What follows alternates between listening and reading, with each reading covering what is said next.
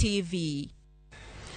Koro wuoge mago motendre gi weche mag thieth nyako Ramogi wadhiane kaunti ma Kisumu ng'i weche mag keto kenge makare mag thiro mibadhi moramora manyalo mienjo e gwenge makono. Duol makedo kod mibadhi e pacho ka EACC ogo tach e kaunti ma Kisumu ka gidhi nyime gi nono weche mag mibadhi e migepe mag tend kaunti, od bura mar kaunti kod reso lope mag piny owacho ma oyaki. Ted EACC otwak gi jotend migepe kod tend od bura mar kaunti ma Kisumu kendo yango ni mibadhi moko osebedo e kaunti ka gisechako nono wechego matut. Nonro ma kamano riwo koda ka menyo kaka osebed ka itayo chenro mag chiwo rak kod chenro mamoko.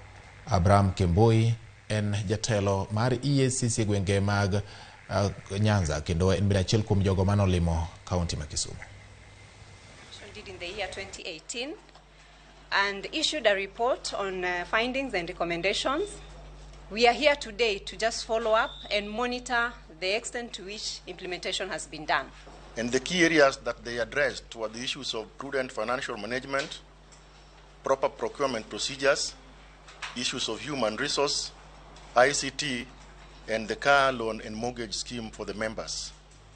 Today, we are impressed that since 2018, we have tried to implement the program of that particular report. And that is the reason why the officers have come today to look at whether we are progressing well.